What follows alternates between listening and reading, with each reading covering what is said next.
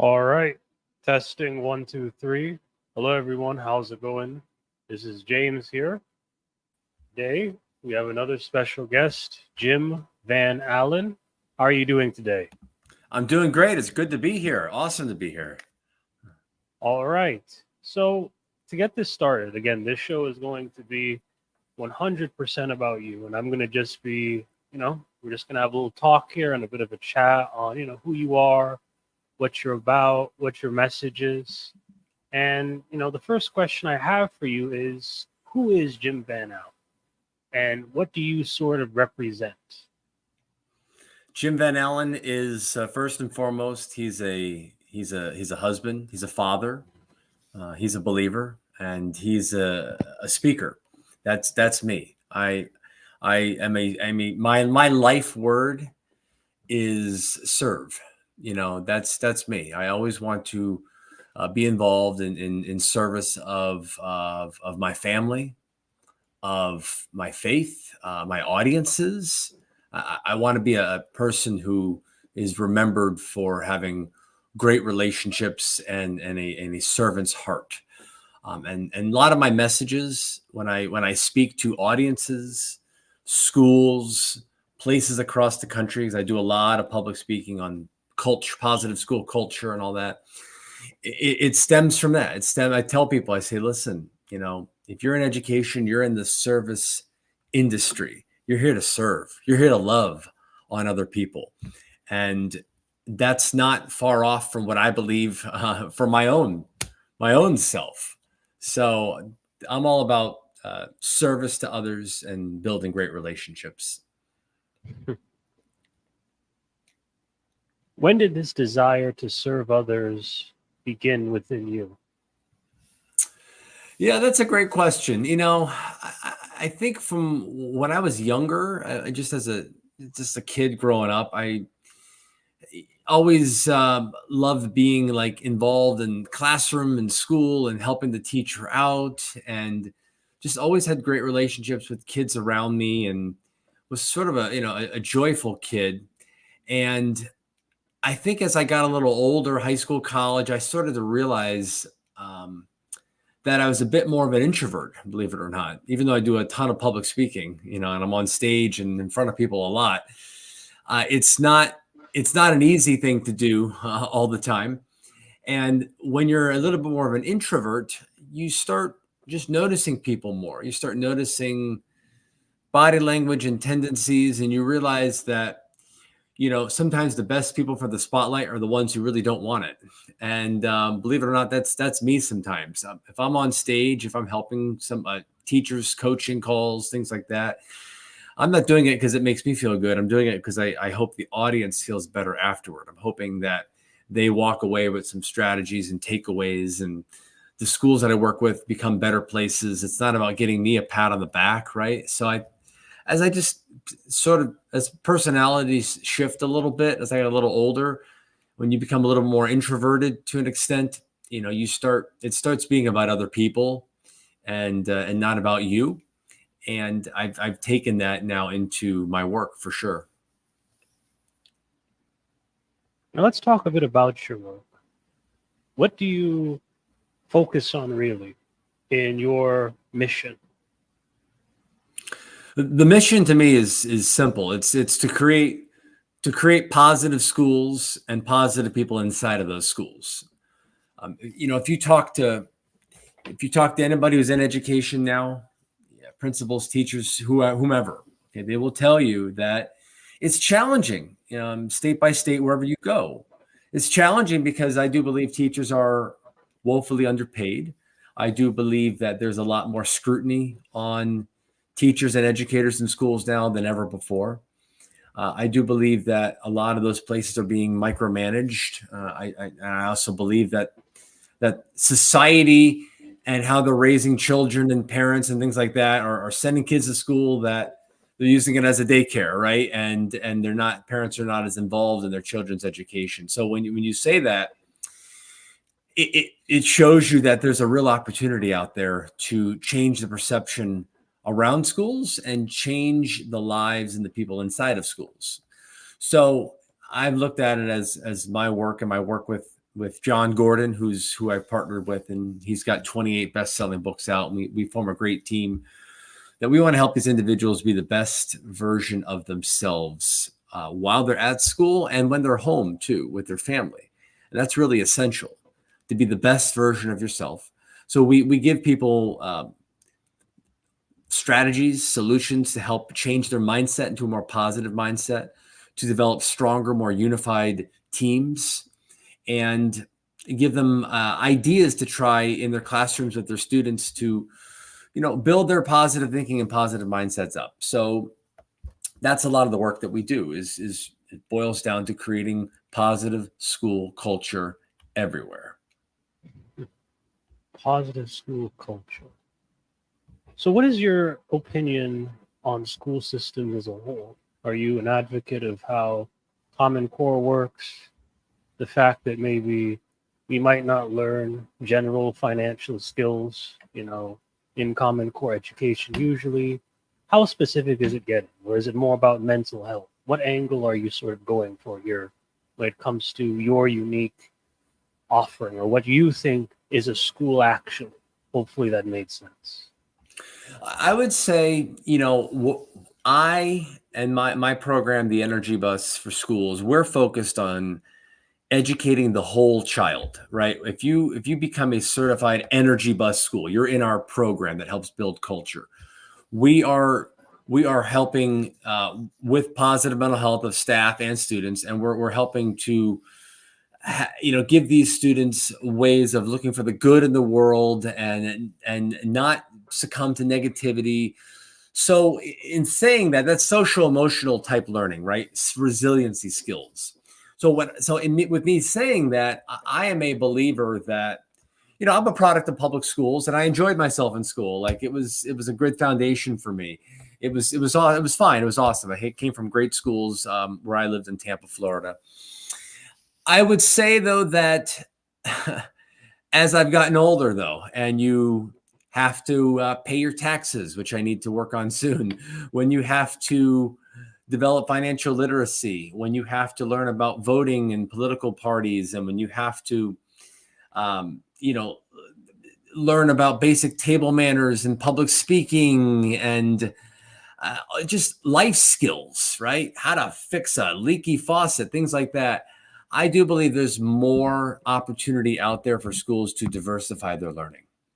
Okay. And I applaud a lot of schools out there who take a different path and who teach those skills and offer those classes, sometimes even as a requirement, because school to me is more than just math, science, reading, English, right? We need those fundamental subjects, but I would almost reimagine schools, right? I would almost reimagine them in a place where you have life skills combined with the academic skills that you need. And working with students on helping them to understand what exactly this is teaching them. If they have to read To Kill a Mockingbird, that every student does, right, for the last 40, 50 years, or they have to do this math equation or take a public speaking class, what are they gaining from it that will help them in life, right? Like it may not be, you learn the slope of a line. Okay, great. You learn that skill. That helps your brain, of course. But how does learning that skill help me later on? So I think there needs to be a little bit more of that worked in, because when you work relevancy into your curriculum, it's going to make students appreciate it more and want to file it away more. So that's what the academic piece. Then you have the non-academic piece, which is the life skill stuff, where I think there needs to be more of that, right? More electives and more schools that are willing to break the mold and say, we're going to do things a little bit differently, and more school boards, public schools that are willing to support those initiatives and those schools out there, even as model test schools where they want to simply do things a little bit different. And I applaud the Mavericks out there. So you mentioned that you're a Floridian. What is it like, living in Florida? Do you think that maybe has influenced your perspective or outlook? I know there's a lot of big things there, Disney, a lot of interesting political stuff going on in there. Not sure, but, what's the significance about Florida? Do you think that's relevant to your life in any way and becoming the man that you are today? I mean, I'm definitely a proud Floridian. I've lived here Mm. since I was born. I've never lived outside of this state. I've traveled to 43 other states, so I have been all over the country, and I've seen different ways of life and education systems, and I have a healthy respect for other states and other cultures, and I love dropping into these states and cities and seeing things there in my speaking travels, and then coming back home. Florida to me is a place where there is so much there's so much uniqueness down here. Like you can travel an hour north, an hour west, an hour south of me, and there's different accents and ways of life and ways of doing things. And I know there's a certain perception out there about the Florida man or Florida things out there. But quite frankly, I've my family and I have never been happier down here in the schools that we're in. My kids are thriving. We're in a school district that's the number 7 best school district in the entire state of Florida, the number 19 elementary school in the entire state out of thousands. So I couldn't be happier living here and being around the people that are here. And I do believe it's shaped me. I think it's given me just an open mindedness. It's given me a sense of peace living down here. We have beautiful weather. We got great people. We have people that love living here and love our country too, and want to provide a good blueprint for the rest. So, speaking of this whole idea of blueprints, what do you think is your blueprint for your life? As far as impacting others or what they can learn from me, or I actually am thinking more about the angle from you. What is your blueprint? well, so when you think about what a blueprint is, right? It's a set of plans that show how something's going to be constructed or made, right? It shows the inner workings of something. Of a house. You're going to see all the measurements and angles and lines, and just think about it at a nuts and bolts level.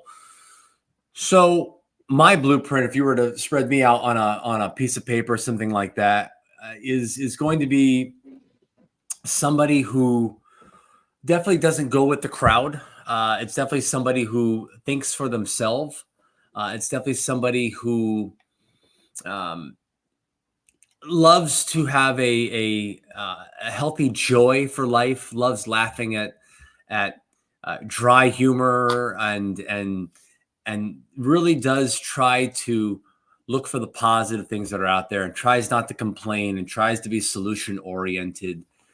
That's going to be me in a nutshell. And I do believe that has helped me as a speaker as I try to impact people all over, because who they see on stage, right, is they see me, they see my blueprint, right? And I try to share that with others in a way that's going to help them.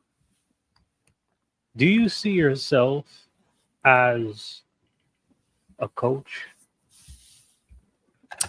In some instances, yes, because I do host coaching calls for a lot of school leaders and principals who are in my program. And I have been a coach for my son's soccer teams, and we're starting a soccer team now, right? So, but I do believe that is in me. But I'm not the kind of coach where I'm like the in your face kind, right? I'm more of a one-on-one relationship builder, speak softly but carry a big stick kind of coach, right? I'm an encourager when I'm coaching, or I'm in that role. I'm a teacher. I'm an encourager and a teacher, and I want to make sure people are in the best position possible, whether it's on the soccer field, making sure they know where they're supposed to be, or in life with schools, making sure principals and teachers have the tools they need to be the best versions of themselves. So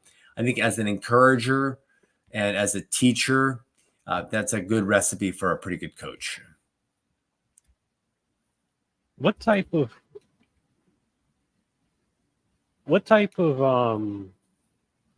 here's a better question. What is your definition of a coach?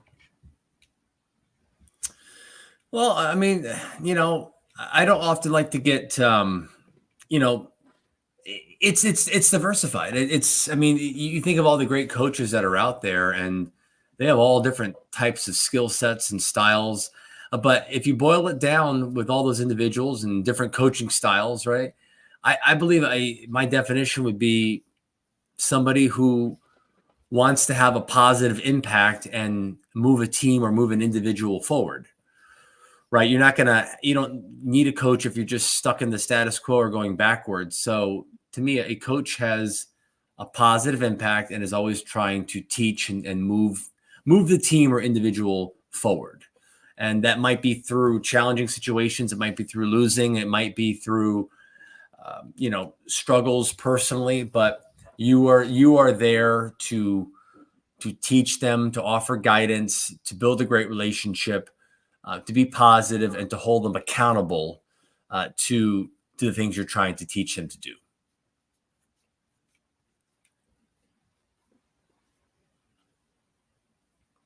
How do you hold your clients accountable?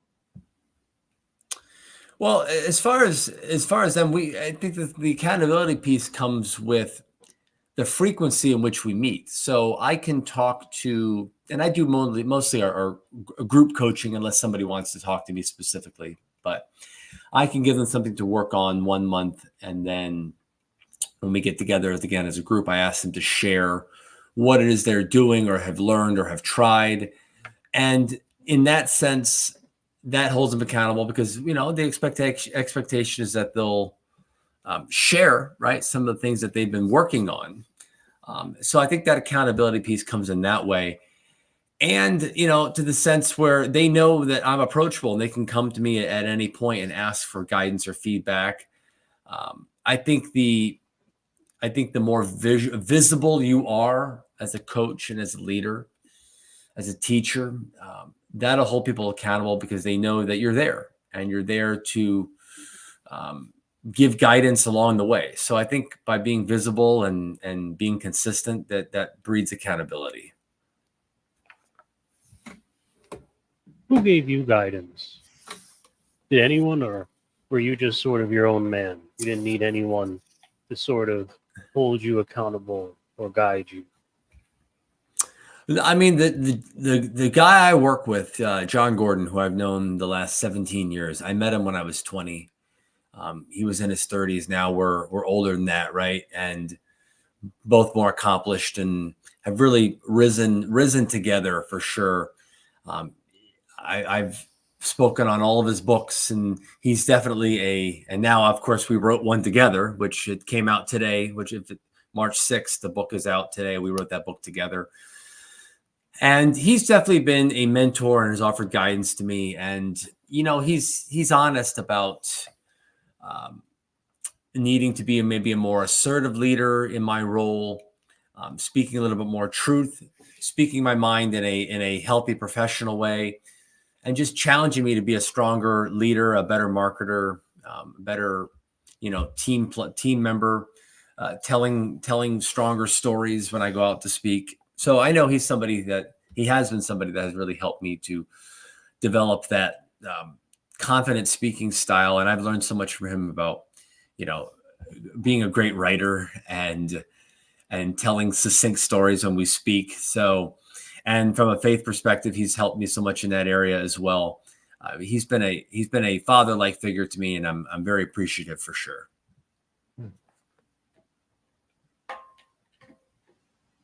So this man, Mr. Gordon, what were some of the biggest lessons that he taught you that you may want to carry over to your students, your clients? Keep it simple. I can honestly say that's been one of the biggest things as I write now. Like, as we wrote our book together, The Energy Bus for Schools, he's like, every sentence should have value in there. And the messaging that we're putting out to our audiences when we do keynote speaking or workshops should be a clear, concise message. Leave people with four main things. Don't try to overdo it. I think sometimes in my earlier days, I've been trying to do maybe 7-8 things in a keynote speech for an hour. Now I've really shortened it down to four, maybe four things, and we spend more time on each one. And so keeping it simple, like taking your audience through a journey in your speech, but you're their guide. Hey, we're talking about this next, principle, story, application. Here's the principle, right? Fuel your ride with positive energy. Here's a story about that, and here's how it can apply to your life.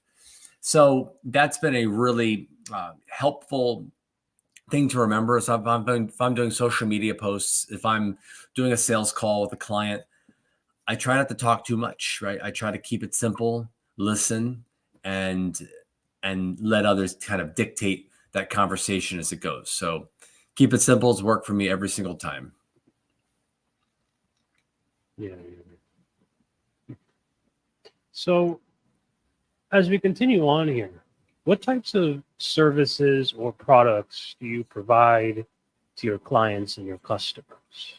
And how did you design these services and products?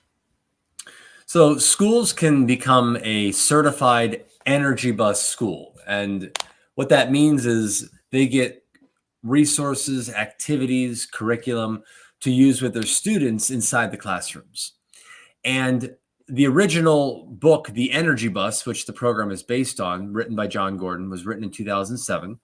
And we noticed that a ton of schools were reading the book as like a book study and then using the 10 principles from the book on creating their positive campus culture. So the Energy Bus is a story, it's a fable, but a character meets this bus driver when he gets a flat tire, and he learns these 10 rules for the road that helps him lead a stronger, better life. So these schools are starting to use these principles on campus, but they were doing it on their own. They would read the book and they'd say, hey, we want to do Energy Bus stuff on campus. So we founded the Energy Bus for Schools program, which creates these certified Energy Bus schools.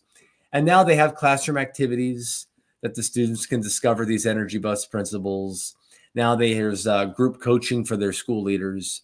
Now there's a staff development workbook. So we're always giving these schools these tools and resources they can use to create a campus culture, a positive culture, using the principles from the Energy Bus. So that's, if you're a school, that's a program you can join and you become an Energy Bus school.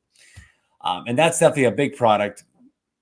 And then, of course, myself, I've done workshops and keynote addresses for schools and districts around the country the last decade plus. And I've developed a workshop, a half-day workshop. So what we've now done is we've created something called a certified trainer program, where we'll actually certify people to go out and deliver the material themselves. They create their own speaking business, and I show them the material. I qualify them, show them material. We go through like a train the trainer session. And then as they're building their business and they reach out to schools, they can say they're an Energy Bus for Schools certified speaker and get access to that workshop that I've developed. So that's one piece that's offered. And of course, we have a conference every year, an Energy Bus for Schools conference for educators that want to have a huge impact. This year it's in Charlotte, North Carolina. And of course, the book, right? The Energy Bus for Schools book that's out today, March 6th. So there's a lot of different ways that schools can get involved and use the Energy Bus, either in the program, through a workshop. Maybe somebody becomes a trainer, they come to the conference, or they buy the book and they do a book study. There's something for everybody out there.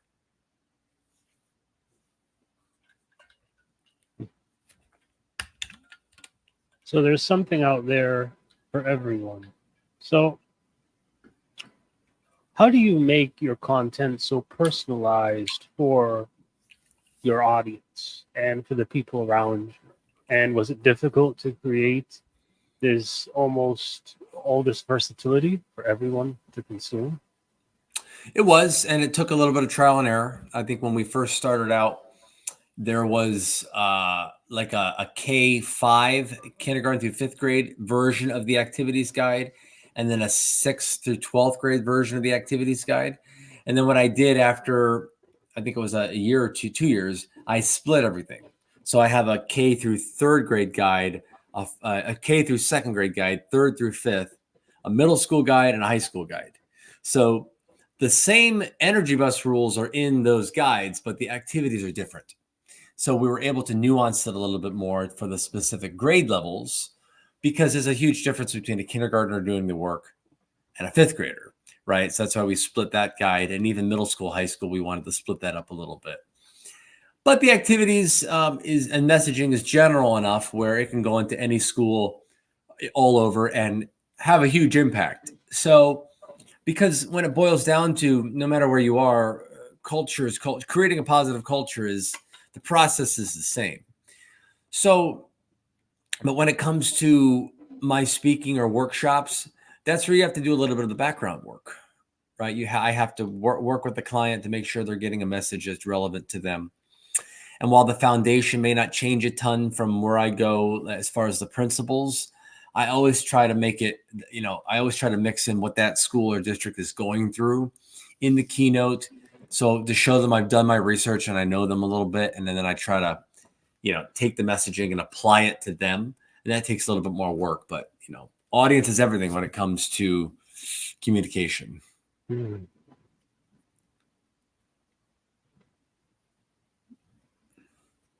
So how do you modify your communication in accordance to the audience? And to add to that, like, how do you sort of define a school or a district that you might work with?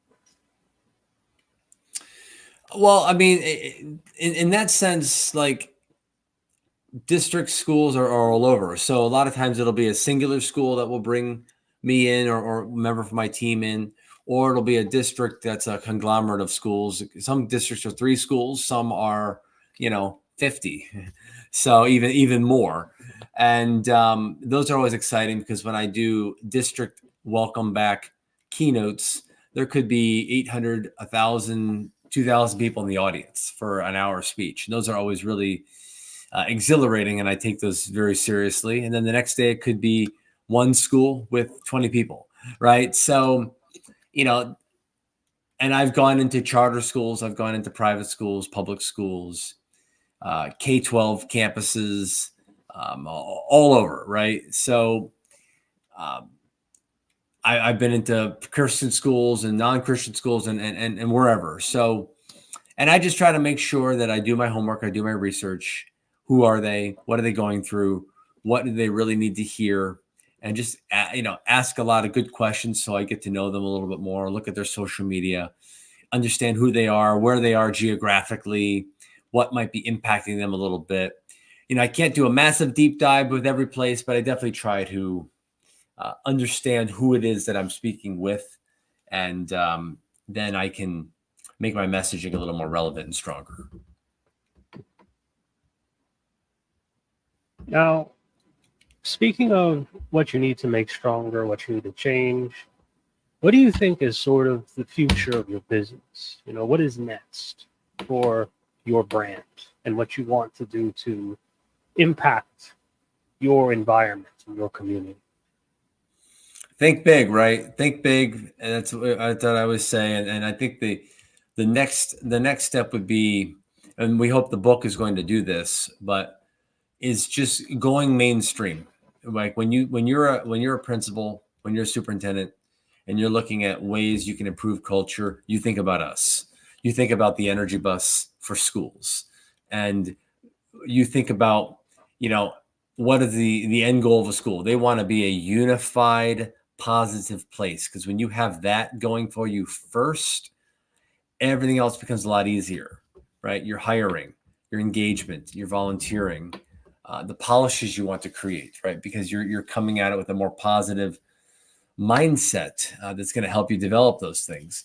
So I just believe in wanting to have a huge impact. I know the Energy Bus for Schools has done amazing things for campuses all over, hundreds and hundreds of schools. And I would love that to be thousands and thousands of schools where they look at this and they say, this is the answer. This is the solution we need. We have a problem of low morale, low energy. The Energy Bus can help give us positive conversations and guidance on how to manage that and come out ahead and stay energized the entire school year. So that's what I would say. Excellent.